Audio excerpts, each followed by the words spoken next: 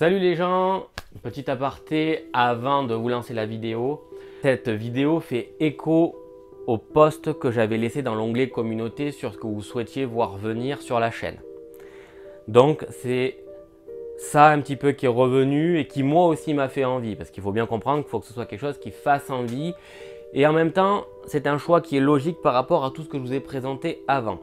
Ceci dit, il y a des vidéos qui vont effectivement arriver et se poursuivre. Je pense notamment à Spirit Island.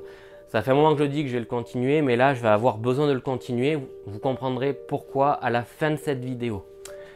Je vais le relancer des jeux que ça fait un moment que je n'ai pas joué. J'ai vu par exemple du projet Gaïa dans l'onglet communauté, ça m'a donné envie. Ayant déjà le jeu, etc., je vais vous proposer une partie avec énormément de plaisir. Pas de souci. Par contre, j'ai vu des posts sur Mage Knight.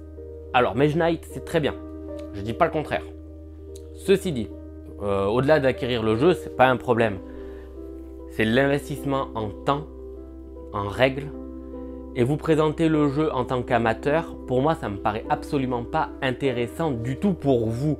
Des vidéos amateurs sur du Mage Knight, vous en voyez partout et facilement, qui se racontent des histoires et que ça fonctionne bien.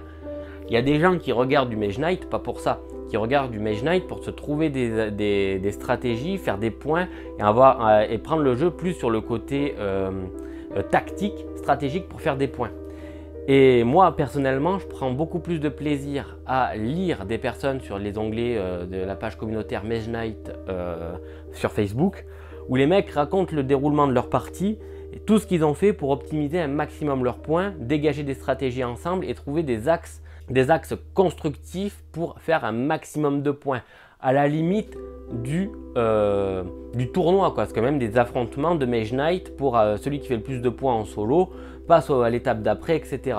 Ça serait super intéressant, ça serait super bien, mais arriver à un tel niveau, ça se fait pas en ouvrant la boîte. Ça demande énormément de temps, ça demande aussi de partir sur le même matériel que tout le monde, c'est-à-dire l'Ultimate Play. Je ne peux pas me contenter de la boîte de base de Mage Knight et de vous montrer ça. Ouais, ça ferait, on va dire, fan de Mage Knight, mais ça ferait juste, voilà, ça ferait trop léger. J'ai envie de vous proposer quelque chose d'un petit peu différent de ce qui est déjà proposé sur les autres chaînes. Ça fait déjà trop long que je parle, vous êtes venus pour regarder le matériel des demeures de l'épouvante. Donc on y va, c'est tout de suite. Bonjour à tous, bienvenue dans l'aventure ludique extraordinaire. Aujourd'hui, petite présentation, unboxing, découverte pour ceux qui ne connaissent pas. Un jeu très réputé chez Fantasy Flight Games qui a été recommandé encore une fois par Régis. Et comme il avait été de très bons conseils pour The Everrain, je me suis dit tiens, let's go, on y va, on part pour les demeures de l'épouvante. Alors vous allez me dire, oh les demeures d'épouvante c'est un jeu qui est vieux, on en a assez vu, etc. Et je me suis dit, c'est clair que si je vous prends que la boîte de base et que je fais le scénario de la boîte de base, il y a 50 000 vidéos dessus, ça n'apportera rien, ce ne sera pas constructif et ce sera une redite en fait. Et ce sera absolument pas, on va dire, quelque chose que je pourrais venir vous apporter. Donc j'ai fait, je pense que c'est un all-in, je pense que j'ai toutes les extensions possibles. Donc je vais tout vous montrer, tout le matériel que j'ai acheté. Alors je l'ai acheté d'occasion, donc vous allez voir qu'il y a des choses qui ont été apportées. Et l'idée de cette vidéo, c'est vous montrer de quoi on part. Et je referai une vidéo ultérieure pour vous montrer sur quoi on est arrivé pour optimiser au maximum le matériel et en même temps l'expérience de jeu. Histoire que ce soit pratique, facile à installer et que ce soit quelque chose de fluide et de confortable pour jouer aux demeures de l'épouvante. Car vous allez voir, une fois que vous avez l'ensemble des boîtes, il y a énormément de matériel, il y a énormément de choses et ça peut très vite devenir agaçant de jouer en fait à ce jeu puisqu'on passe beaucoup de temps à chercher si on est mal organisé. Et l'idée, c'est de faire une organisation au top. Alors je vais commencer pas par la boîte de base, je vais vous montrer un petit peu ce que j'ai reçu déjà en général. Donc pour ce faire, j'ai reçu donc la boîte de base, hein, forcément. L'extension, je me suis acheté donc l'extension Les Demeures de l'épouvante, le Sentier du Serpent, les rues d'Arkham. Effroyable Excursion et les deux petites boîtes super merdiques proposées par Fantasy Flight Games qui sont aussi épaisses que des... c'est vraiment un matériel là-dessus au niveau de l'emballage, ils sont pas foulés quoi. Donc du coup ça s'abîme facilement comme on peut le voir. Donc voilà, deux petites extensions, donc le sanctuaire du crépuscule et par-delà le seuil. Voilà, donc j'ai reçu tout ça, je vais vous montrer un petit peu comment je les ai reçus et avec quoi. Donc pour le moment, je me sépare de toutes les extensions. Effectivement, la personne à qui j'ai acheté le jeu, l'ensemble du jeu, était déjà dans une optique de optimiser son matériel et donc son rangement, sa mise en place, sa présentation. Avant d'aller plus loin, il n'est absolument pas question de dénigrer quoi que ce soit qui a été fait et apporté. Ça, je tiens bien à le préciser. Donc voilà ce qui a été fait. On a deux boîtes, on va y venir par la suite. Et une grosse boîte. Qu'est-ce qu'il y a là-dedans? Vous allez voir. Avant, les petites boîtes. Donc dans les petites boîtes, il y en a deux. Elles sont compartimentées avec donc des jetons de toute espèce. On retrouve ici, ça c'est les héros ou les investigateurs, pour ceux qui connaissent on va dire les bons termes. Voilà. Donc les investigateurs, il y en a qui sont peints, d'autres non. Et ceux qui sont peints, les voilà.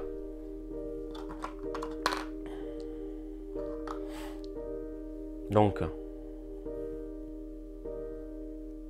voilà, hein, pour vous donner une petite idée du travail de peinture qu'il y a eu dessus. Donc c'est rangé comme ça dans la boîte. On retrouve des cartes avec des élastiques. Alors par pitié, plus d'élastique. Ça risque d'abîmer les cartes. Donc on va optimiser le rangement des cartes avec un autre système. Vous allez voir, vous verrez. C'est clair que là j'ai fait appel à pas mal de renforts pour, on va dire, améliorer le tout pour que ce soit, on va dire, esthétique, pratique. Donc voilà la première boîte. Donc on arrive à la seconde. Donc la seconde boîte, c'est le même système avec donc des cartes qui sont sous élastique. Je les enlèverai, mais ne le faites pas. Ne le faites pas, ça a tendance aussi à recourber les cartes. C'est pas la meilleure des solutions. Donc tout compartimenté, c'est une très bonne idée. On part déjà sur une optique d'optimiser, on va dire, le rangement avec un système de boîte. Donc encore une fois, c'est extérieur. Je ne suis pas partisan de ce système-là, mais je me suis résigné à me dire que pour le coup, pour ce jeu, si je veux que ce soit rapide à installer, que j'ai pas à chercher et que ce soit pratique, je vais devoir me résoudre à accepter ça, que je vais avoir du matériel de rangement à l'extérieur des boîtes.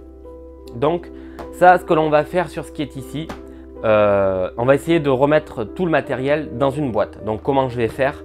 On va sortir déjà tous les investigateurs, les cartes. Vous voyez, il ne reste plus que des petits pions. Et ça doit être donc des PNJ qu'on doit retrouver dans des extensions particulières. Donc j'y viens par la suite. Gardez en tête qu'on va garder qu'une boîte parce que c'est déjà beaucoup une boîte. Bon point, par contre, elles sont très bien compartimentées. Il y a beaucoup de compartiments, ça c'est très agréable, sans pour autant avoir une épaisseur très particulière. Hein. Elle est vraiment pas démesurément grande. Je vous ai montré une grosse boîte. Cette grosse boîte, que contient-elle? Elle contient l'ensemble des figurines. Alors, les grosses figurines, les voilà. Donc ça, c'est les larves stellaires. Donc, j'ai compris que j'avais la version 1, la première boîte d'impression du jeu des Demeures de l'Épouvante, quand même deuxième édition. Il y en a qui auront les autres de larves stellaires qui sont, on va pas se le cacher, beaucoup plus jolies que celle-ci. Mais on va réussir à faire quelque chose de sympa, on va en tirer quelque chose. Je tiens à préciser que je ne suis pas satisfait de la peinture quoi qu'il arrive. Je l'ai dit une fois, je ne reviendrai pas dessus. Je vais changer ça. Ça va demander du boulot, c'est certain. Ça va être un chantier. Je ne vais pas pouvoir vous présenter tout ça de suite, c'est clair. Mais l'idée est de faire quelque chose de propre, d'abouti et que ce soit plus facile à présenter en vidéo. Donc effectivement, Voilà, donc les grosses figurines. Il y a celle-là, le Loigor aussi. Alors qu'est-ce qu'on pouvait reprocher aussi aux demeures de l'épouvante? C'est ces foutus socles à la con là. Quelle mauvaise idée. Alors il y en a, bon bah du coup il les a peintes, d'accord, ok, et elles sont collées. Pour les décoller, on utilisera un système de scalpel. Et ça se découpe très bien. Les grosses figurines, comme celle-là, parfois elles n'ont pas de, comme vous pouvez le voir, de petits plots. Ah si, celles-là elles ont un plot quand même. Donc elles ont tout un plot. Bah, on coupe les petits plots. Et elles tiennent très bien debout toutes seules. Donc il n'y aura pas besoin d'aller chercher midi à 14h pour celle-là. Pour le Loigor ici, c'est ça, c'est un, ouais, pour le Loigor ici, il n'y aura pas besoin d'aller chercher non plus très très loin. On va enlever le socle et on trouvera un autre système pour, on va dire, pour ces petites cartes là, qu'on pourra toujours mettre à côté ou même à côté du plateau pour se souvenir de qui fait quoi. Et rendre, on va dire, le plateau de jeu beaucoup plus aéré et esthétique. Voilà, on va se débarrasser de ça, c'est l'idée. Il y en a beaucoup qui se disent, ouais mais attends, est-ce que c'est possible de jouer qu'avec ces jetons en bois? Absolument, bien sûr qu'on peut. On peut jouer qu'avec ça, aux demeures de l'épouvante. C'est peut-être pas le plus joli, mais ça marche bien, hein, ceci dit, ça marche bien. Donc on a celle-là aussi. Donc l'idée, voilà, hein, c'est de repartir, essayer de repartir à zéro. Donc on va les décaper et on va trouver, on va dire, une très bonne solution, j'espère, pour pouvoir présenter tout ça.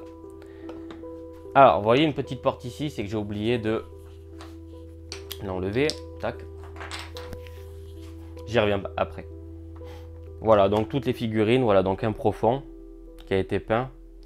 Bon, c'est pas, comme je dis, j'en suis pas satisfait. On va le reprendre à zéro. Il y a de l'idée, c'est clair, on est d'accord. Voilà, il y avait de l'idée, c'était pour optimiser, que ce soit plus joli. Après, on va pas se le cacher, la qualité des figurines en soi, elle est vraiment moyenne, quoi, d'accord?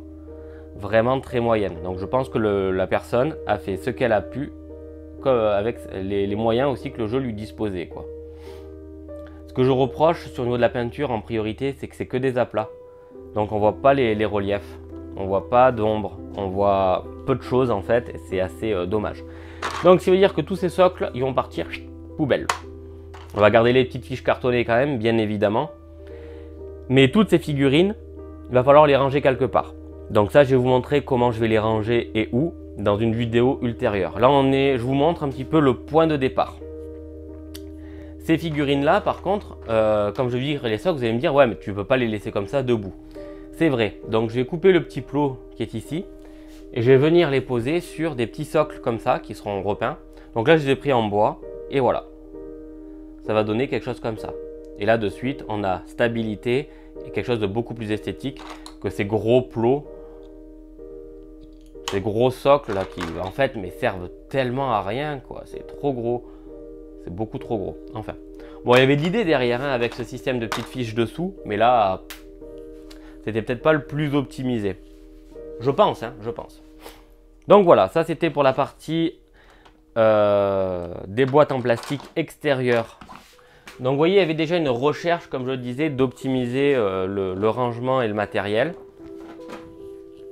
pour le rendre plus pratique, plus accessible. Là, pour le coup, ben, on va faire un peu autrement. Un peu, c'est-à-dire qu'on va avoir l'idée de base est là quand même, hein.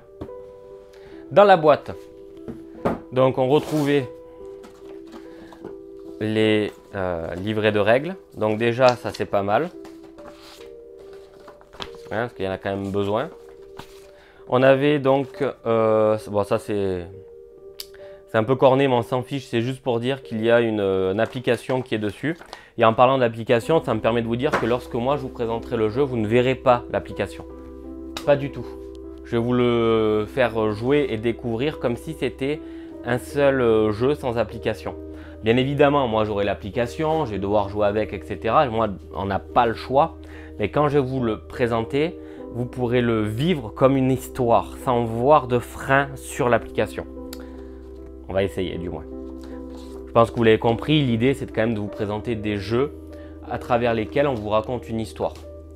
Pas juste vous faire une partie comme ça, ça peut être assez soporifique, c'est long surtout, donc il faut essayer de rendre la chose toujours un peu plus vivante. On a le kit de conversion de la V1 pour la V2. Il y a quand même une certaine quantité hein, quand on y pense. Donc ça ne nous servira pas ici. Les investigateurs, pareil avec un système d'élastique. On a la base, on a l'idée de relier tout ensemble et tout. Par contre, ce que je vais faire moi pour ça, alors, hop là. Moi, ce que je vais faire pour pallier ce problème d'élastique, je vais quand même les laisser dans une fiche, dans un plastique, tout simplement. La carte d'investigateur, on la prend, on la pose, on n'y touche plus, donc je ne le sleeverai pas. D'accord, je ne sleeverai pas mon jeu quoi qu'il arrive. Mais voilà, hein, il suffit de tirer l'élastique comme ça, on peut arracher, corner, ça me plaît pas. Il y en a quand même une certaine quantité, donc c'est agréable. Oh pardon, hop, on va mettre ça là, voilà. Et là ici, il y a beaucoup de tuiles, beaucoup de tuiles. Elles sont quand même extrêmement bien jolies avec un système d'ombre et de couleurs qui est très abouti. Pour ma part, c'est ce qui m'a fait craquer sur le jeu, c'est les tuiles. Elles sont splendides. Pour un jeu qui est toujours édité et qui n'est pas très récent, le travail design artistique qu'il y a eu dessus est vraiment très sympa. Ça met une ambiance rien que sur la tuile et je trouve que c'est extrêmement réussi. Donc il y en a un gros paquet. Vous l'aurez compris, toutes les extensions sont regroupées ici. Alors, mettre toutes ces tuiles dans une boîte, c'est une bonne idée. C'est une idée qui est sympa. C'est une idée qui est très bien quand on n'a pas beaucoup de place. Je vais trouver un autre système, je vous montrerai pour que ce soit encore plus accessible. Parce que le problème d'avoir quelque chose comme ça sur la table, c'est que c'est quand même relativement grand. Et après, on n'a pas une vision directe, on va devoir aller chercher. Donc, je pense que si vous utilisez quelque chose comme ça, un système de boîte pour ranger vos tuiles, effectivement, c'est ce que me disait Régis, c'est de mettre des intercalaires. Parce que les intercalaires, on s'y retrouve beaucoup plus facilement. On les lève, telle extension, on retrouve, on va chercher. Ça, c'est bien. Moi, je vais utiliser un autre système, je vous montrerai plus en détail plus tard, dans la vidéo après. Tous ces inserts-là de Fantasy Flight Games servent complètement à rien. Mais alors, complètement à rien. Donc ça, poubelle.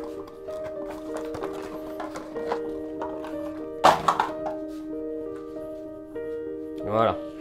Là, de suite, on a encore plus de place.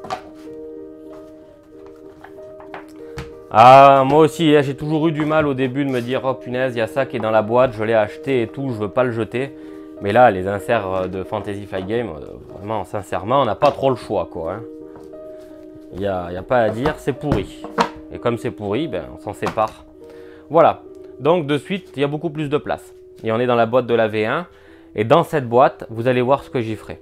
Parce qu'il y a quand même une certaine profondeur, comme vous pouvez le constater. Hop là.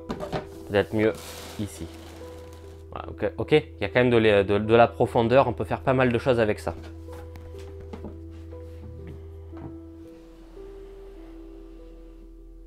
Voilà, donc déjà, ça c'est la première chose. Les premières boîtes, il y a ça. C'est un jeu où vous l'avez vu, il y a plusieurs pièces. On va passer d'une porte à une autre, etc.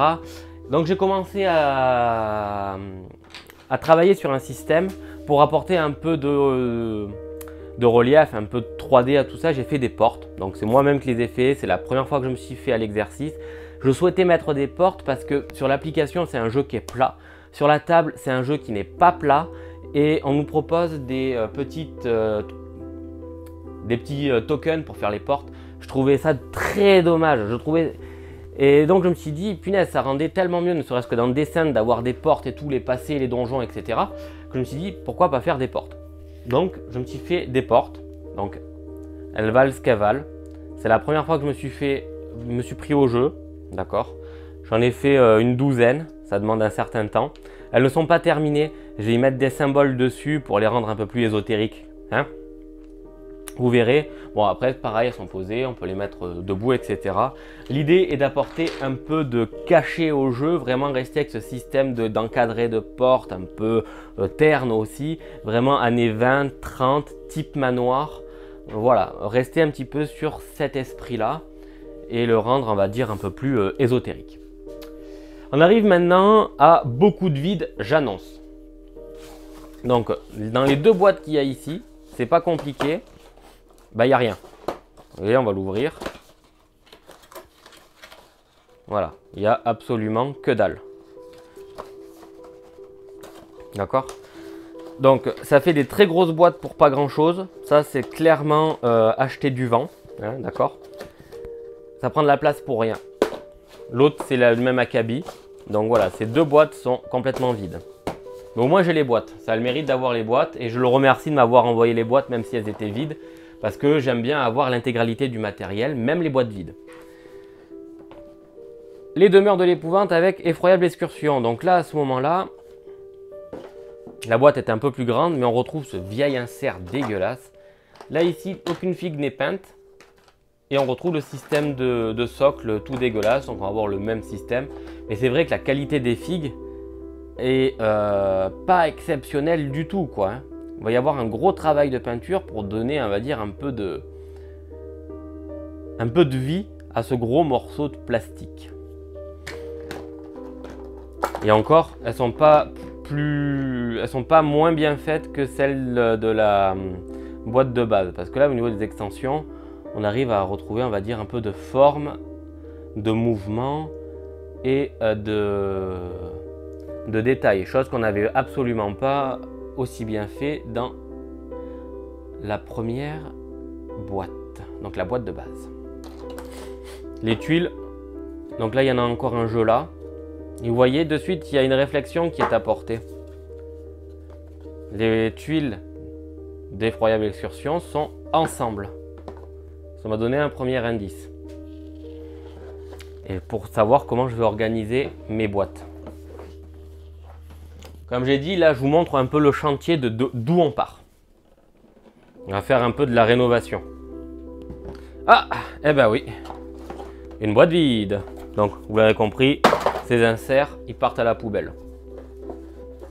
Donc, encore une boîte vide.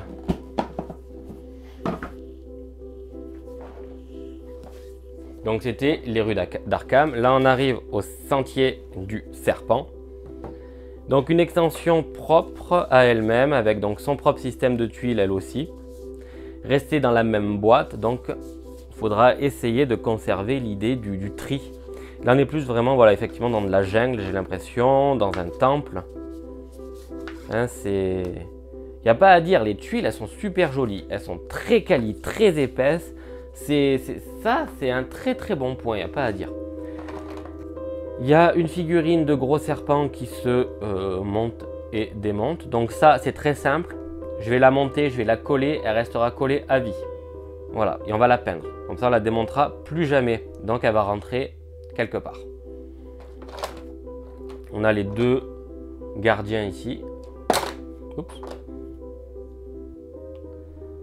Voilà, donc on voit quand même une augmentation de qualité de production entre chacune des extensions et par rapport à la boîte de base. Après, ça reste quand même des figurines qui n'ont pas beaucoup de vie. Hein. C'est assez plat. Et on va égayer tout ça en mettant un peu de peinture.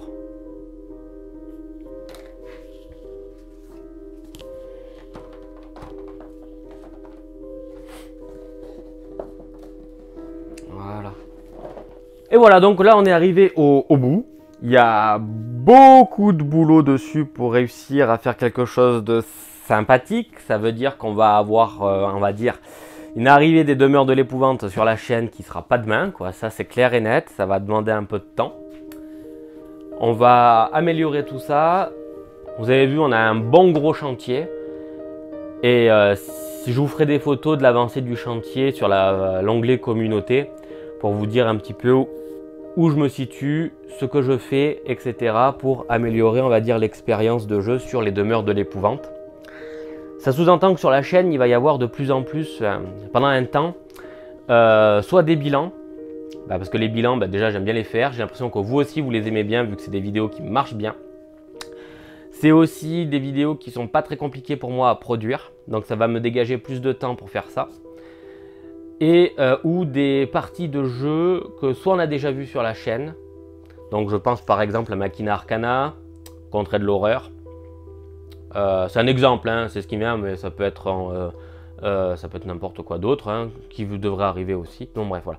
Ou alors des nouveautés sur des jeux plus petits entre guillemets, qui demandent moins d'investissement en temps et en énergie pour laisser encore du temps pour les demeures de l'épouvante. Voilà. Donc vous l'avez vu, on part de loin. Si vous êtes tenu informé de ce qui va avancer au niveau du projet, ce que ça va donner, où on va, ben vous savez ce qu'il vous reste à faire. Sur ce, on se retrouve très vite pour de nouvelles aventures. Ciao!